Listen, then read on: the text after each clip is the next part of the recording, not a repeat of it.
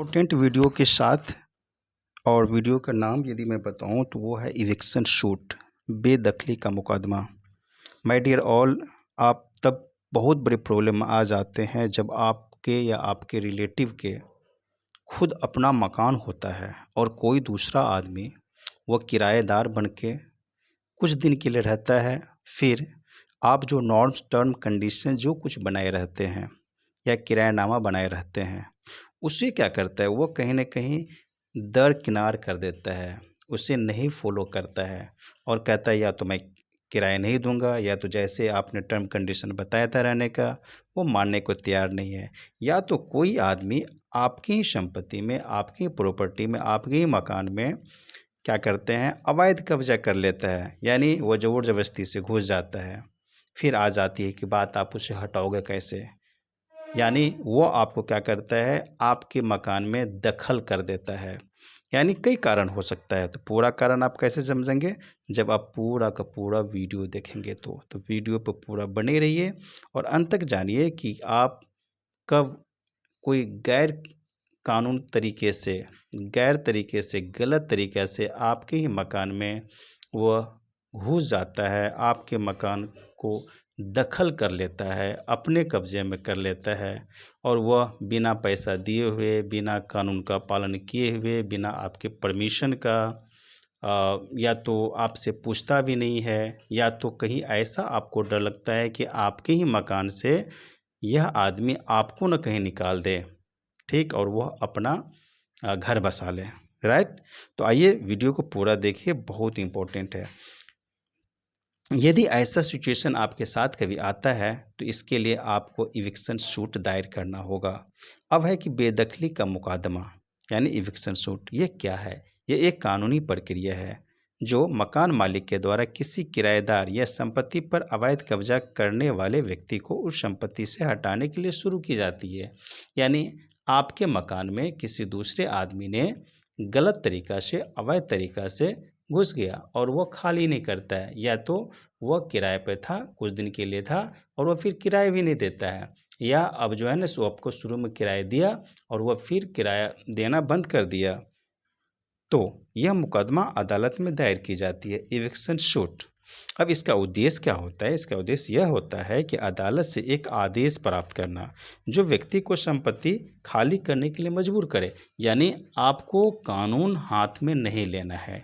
यानी यदि कोई आपके मकान में दखल कर जाता है, अवैध कब्जा करता है, किराएदार बन के रहता है, या कहता है 2 दिन रहने दो, कुछ दिन रहने दो, मेरी मदद करो, फिर बाद में वो निकलता नहीं है, तो आपको उसके साथ मारपीट, लड़ाई झगड़ा नहीं करना है, क्योंकि आपको कानूनी तौर तरीके से जाना है। कानूनी वे में रहेंगे तो आप पर कोई कानूनी कार्रवाई नहीं होगी और कानूनी तरीके से उसे आप खाली करवा सकते हैं। ठीक? तो आपको क्या करना है? कानूनी रूप में जाना है, अदालत में इविक्शन सूट फाइल करना है और अदालत से एक आदेश प्राप्त होगा और उस आदेश लेकर के उस व्यक्ति को बताना है, फिर वह खाली ज़रूर करेगा, राइट? यानी आपके मकान को छोड़ देगा। चलिए, अब है कि बेदखली का मुख्य कारण क्या होता है, राइट? ऐसा क्यों करते हैं? बेदखली का कारण क्या होता है? होता क्या है कि जनरली कि किराया न देना, यानी शुरू में गया, कुछ महीनों तक किराया दिया, उसके बाद वो नियमित रूप से किराया नहीं देता है, जो मकान मालिक बेदखली का मुकदमा दायर कर सकता है, ठीक? अब आया किराया समझौता का उल्लंघन, यानी जब आपने मकान रेंट पे दिया तो उन्होंने रेंट एग्रीमेंट बनवाया, लेकिन किराएदार क्या किया, शर्तों का पालन नहीं करता है, जैसे कि संपत्ति का दुरुपयोग करने लगा, या किराया खुद लिया और वो बाद में किसी दूसरे को दे दिया, उससे वो पैसा ले रहा है, आपको नहीं दे रहा है, या संपत्ति में अनाधिकृत परिवर्तन करना, कंस्ट्रक्शन कर लेता है, तो भी मकान मालिक बेदखली के लिए मुकदमा कर सकता है। यानी बेदखली मतलब आप मेरे घर को छोड़ दो। अब है कि संपत्ति की जरूरत, कई राज्यों के कानून के तहत अगर मकान मालिक को अपने या अपने परिवार के किसी सदस्य के रहने के लिए संपत्ति की जरूरत है, तो वह किराएदार को बेदखल करने के लिए मुकदमा दायर कर सकता है। इसे सद्भावनापूर्ण आवश्यक कहा जा सकता है, बोनाफाइड रिक्वायरमेंट। यानी होता क्या है कि जैसे आपने क्या किया, किसी किराएदार को मकान दिया, कुछ दिनों के लिए, 11 महीने के लिए आपने दिया, ठीक? या तो 11 महीने का आपने एग्रीमेंट बनाया और पिछले कुछ सालों से रह रहा था, 11-11 महीने करके दे रहा था, या तो 6 महीने 7 महीने वो रहा, और संजोग ऐसा हुआ कि वह मकान, वह रूम जिसमें आपने किराया किसी को दिया है, वह मकान की ज़रूरत आपको खुद पड़ गई, ठीक? तो उस समय भी आप संपत्ति की ज़रूरत है, तो आप बोनाफाइड रिक्वायरमेंट के वे में आप क्या कर सकते हैं, मुकदमा दायर कर सकते हैं, यदि वो नहीं मानता है तो। लेकिन हो सकता है कि यदि आप उसे अपनी ज़रूरत बताते हैं और यदि वो खाली कर देता है, तो फिर इसकी ज़रूरत नहीं पड़ेगी। संपत्ति का व्यावसायिक उपयोग। मान लो कि आपने किसी किराएदार को अपना मकान, अपना जो संपत्ति है, आवासीय संपत्ति, वो आपने किराए पर दिया, लेकिन किराए पे दिया था आपने रेसिडेंशियल कर करके किया है, वो आवास का मकान होगा, आवासीय मकान होगा। अब आवासीय ना होकर के, यानी उसमें रह करके नहीं, उससे क्या किया, किसी बिजनेस पर्पज से, व्यवसायिक उद्देश्य से वो इसके इस्तेमाल करने लगा, तो यह भी एक कारण हो सकता है। तो आप क्या करेंगे, इविक्शन सूट दायर करेंगे, क्योंकि हो सकता है कि आप रहने के लिए उसे दिए है, इसका किराया अलग होगा। यदि वो कॉमर्शियल लायक था, किसी बिजनेस के पर्पज से था, उसका किराया ज़्यादा हो सकता था, लेकिन वो आपसे क्या किया, तो बोला क्या कि आवासीय रूप में उपयोग करूँगा, बाद में उन्होंने बिजनेस के लिए उपयोग करने लगा, ठीक। अब नेक्स्ट है अवैध कब्जा। यदि कोई व्यक्ति बिना किसी कानूनी अधिकार, यानी उसमें कोई अधिकार नहीं है, उसमें आप उसका हिस्सेदारी नहीं बनता है, वो आपका घर का मेंबर भी नहीं है, बाहरी का आदमी है, और किसी कारण से, किसी दूसरे तरीक़ा से, या तो ज़ोर ज़बरदस्ती से, या तो आपको आपके अनजान में, या तो आप उस मकान में नहीं थे और किसी ने क्या किया, आपके ही मकान पर, संपत्ति पर कब्जा कर लेता है, तो मकान मालिक उसे हटाने के लिए बेदखली का मुकदमा दायर कर सकता है, यानी इविक्शन सूट दायर कर सकता है, राइट। तो आपने समझ लिया कि किस किस कारण से आप इविक्शन सूट कोर्ट में दायर करेंगे, क्योंकि आपको कानून हाथ में नहीं लेना है, मतलब आपको गैर कानूनी तरीके से नहीं करना है, तो आपको कानूनी तरीके से करना है। तो आपने ये कारण समझ लिया। अब आइए बात कर लेते हैं कि इविक्शन सूट जो दायर करते हैं उसकी प्रक्रिया क्या क्या है। सबसे पहले जो व्यक्ति आपके संपत्ति पर किसी ने कब्जा किया है, तो उसे आप क्या करेंगे, एक नोटिस देंगे। कौन सा नोटिस, वो होगा वकालतन नोटिस, राइट।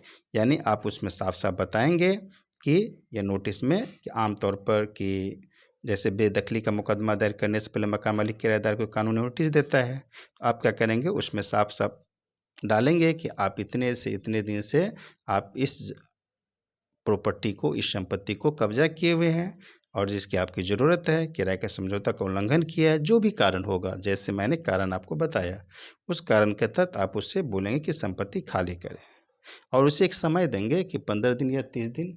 उसके बाद यदि वो नहीं खाली करता है तो आप उस पर कानूनी कार्रवाई के लिए मुकदमा दायर करेंगे, ठीक। अब दूसरा स्टेप क्या है, जब उन्होंने नोटिस का पालन नहीं किया, तो नोटिस का पालन यदि कर लेता है, खाली कर देता है, तो ठीक है, यदि नहीं करता है तो मुकदमा दायर करेंगे।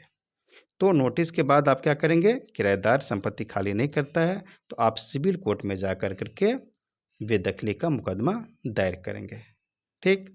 अब है कि जब आप फाइल कर दिए, पिटीशन फाइल किए, तो पिटीशन फाइल करने के बाद अदालत क्या करेगी, उस पिटीशन पर सुनवाई करेगी। अदालत दोनों पक्ष की दलीलें सुनेगी, आपसे सबूत भी मांगा जाएगा कि कैसे यह प्रॉपर्टी आपका है, उनसे ही मांगा जाएगा कि आप बताएं कि यह आपने जो इसमें रह रहे हैं, आप जो इसको अपने दखल में किए हैं, किस बेस पर किए हैं, दोनों पक्ष से सुना जाएगा। अब है कि पूरा का पूरा जो भी साक्ष्य होगा, सबूत होगा, उस बेस पर क्या होगा, डिक्री या आदेश हो जाएगा। यदि अदालत मकान मालिक के पक्ष में फैसले सुनाते हैं तो किराएदार को संपत्ति खाली करना पड़ेगा। यदि किराएदार आदेश का पालन नहीं करता है तो क्या करेंगे, अदालत पुलिस की मदद से उससे बेदखल कर सकती है। यानी जैसे मकान मालिक को बोल दिया कि ये संपत्ति आप पूरे के पूरे मालिकाना हक दिखा रहे हैं, तो किराएदार जो है, यानी जो अवैध कब्जा किया है, उसे खाली करना होगा। यदि वो तब भी नहीं करता है तो कोर्ट की मदद से कोर्ट पुलिस को भेजेगी, पुलिस बल को भेजेगी, और पुलिस बल के साथ उसे खाली करवाया जाएगा। उम्मीद करता हूँ कि यदि आप या आपके रिश्तेदार कोई भी संपत्ति कोई दखल करता है, गलत तरीक़ा से अवैध कब्जा करता है, या उसमें घुस जाता है मकान संपत्ति में और वो उसका उपयोग करने लगता है, तो आप बेदखली का मुकदमा दायर कर सकते हैं। ध्यान रखना महत्वपूर्ण है कि मकान मालिक कानून के बिना किसी किराएदार को जबरन बेदखल नहीं कर सकता। ऐसा करना अवैध होगा। बेदखली हमेशा कानूनी प्रक्रिया के तहत होना चाहिए। ऐसा ज़ोर ज़बरदस्ती नहीं करेंगे जिससे कि आप खुद गलत हो जाए कानून के नज़र में और आप पर ही कानूनी कार्रवाई कर दी जाए। इसलिए आपको क्या करना है, कानूनी प्रक्रिया के तहत जाना है। Thank you so much.